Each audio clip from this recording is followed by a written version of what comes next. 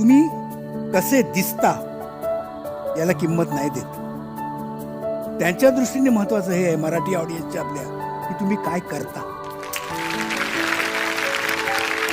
तुम्ही कसेही दिसा कसेही असा त्याच्याशी आम्हाला काही घेणं नाही. तुम्ही काय करता ते करून दाखवा, आम्ही तुम्हाला सॅल्यूट करतो. ती जर परिस्थिती अशी नसती की चांगलं काम केलं तर तुम्ही हिरो, ही परिस्थिती नसती तर आम्हा लोकांना हिरो व्हायचा चान्सच नव्हता.